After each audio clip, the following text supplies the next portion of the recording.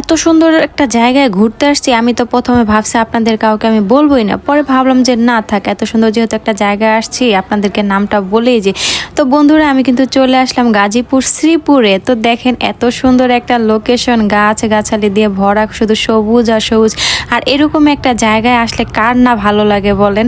দেখেন যেদিকে চাকাই সেই দিকে সবুজ আর সবুজ। তো ঢাকা শহরে কিন্তু এরকম সবুজ দেখা যায় না। তো এই যে দেখেন আমি এখন শ্রীপুরের রেল স্টেশনে চলে আসছি। কত মানুষ আমার সামনে, দেখেন কে কোথায় যাবে, মানে যার যার লোকেশন গন্তব্য শুধু খুঁজতেছে। আর আমিও এইদিকে খুঁজতে খুঁজতে কিন্তু আমার লোকেশন গন্তব্যে চলে আসছি, একদম গাজীপুর। দেখেন এই যে শ্রীপুর রেল স্টেশনে। তো এখানে আমাদেরকে রিসিভ করার জন্য একজন চলে আসছে। তো আমরা এই যে এখান থেকে রওনা দিয়ে দিলাম। এখন আমরা চলে যাচ্ছি কন্যাপুরে। তো অনেকে হয়তো চিনেন, যারা আশেপাশে থাকেন বা আগে কখনো গেছেন তারা হয়তো চিনবেন। তো এই যে দেখেন জায়গাগুলো কত সুন্দর। তার এই যে দেখেন শ্রীপুর, এটা হচ্ছে স্কুল, মানে সরকারি স্কুল আর কলেজ। আর স্কুলটা এত সুন্দর, এত বড় একটা জায়গা এরিয়া নিয়ে কি বলবো আপনাদেরকে। তো আমি কিন্তু এর আগে আসছিলাম প্রায় আরও 6-7 বছর আগে। তো এটা নিয়ে আমার দ্বিতীয়বার আসা। তো আমি আগে কখনো যাই নাই। তো যেহেতু দ্বিতীয়বার এটা গেলাম, তো ভাবলাম একটু ভিডিও করে আর আপনাদেরকে একটু দেখাই। তো জায়গাগুলো কিন্তু আসলে অনেক সুন্দর, কার না ভালো লাগে দেখতে। আর এই যে দেখেন রাস্তাগুলো একদম সোজা, আমার মতো কোনো আঁকা বাঁকা নাই, মানে আমি যেরকম সোজা রাস্তাটাও কিন্তু এরকম সোজা। আর এই যে কাঁঠালের দিন, গরমের সিজন ছিল, প্রতিটা গাছে এত এত কাঁঠাল, কি বলবো আপনাদেরকে, মানে কাঁঠাল খাওয়ার মতো মানুষ নাই। আর এই যে দেখেন কাঁঠাল দেখাতে দেখতে আমি কিন্তু রাস্তায় চলে আসলাম। তো এখন আমাদের গন্তব্যের কাছে আমরা চলে আসছি সবাই। তো এই যে দেখেন কি সুন্দর, মানে পরিবেশ, এত সুন্দর একটা পরিবেশ, লোকেশন, মানে আপনাদেরকে দেখানোর মতো।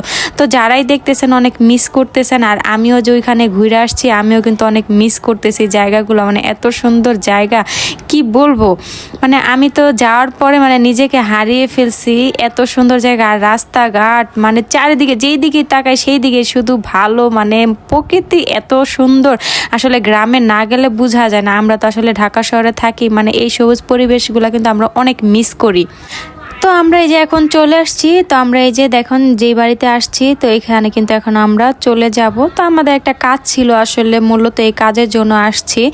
তো সেই ব্যাপারেও আপনাদেরকে বলবো, শুধু একটু আমার সাথে ধৈর্য ধরে থাকুন, তাহলে আপনারা শুনতে পাবেন কি কাজে আসছি। তো এই যে দেখেন আমরা এই বাসায় আসলাম। তো বাড়িটা কিন্তু আসলে অনেক সুন্দর। আর গ্রামের বাড়িঘর এমনিতেও অনেক সুন্দর, মানে যেমনই হোক তারা কিন্তু এই যে টিন সেট বা যেরকমই রুম থাকুক না, মানে যে যেমন রুমে থাকুক না কেন, বাড়িগুলো কিন্তু আসলে অনেক সুন্দর। তার এই যে দেখেন জমিটা দেখতে পাচ্ছেন, আসলে এই জমির উদ্দেশ্যে আমরা আসছি। তো এখানে ক্ষেত করা হবে, কিছুদিন পরে ধান লাগানো হবে। তো এই ধান ক্ষেত দেখার জন্য চলে আসলাম। তো আসলে ঢাকা শহরে থাকলে তো আর এই ধান ক্ষেত মানক্ষেত দেখতে পারি না, তো ধান ক্ষেত দেখার জন্য আসছি মূলত। তো যাই হোক, মূল কথায় আসি। তো এই যে এখানে কিছুদিন পরে আমরা ধান বর্গা দিব, তো এই কাজের জন্যই আসলাম। তো এই যে দেখেন বিশাল বড় একটা জমি, তো এই জমি দেখার জন্যই মূলত আসছি।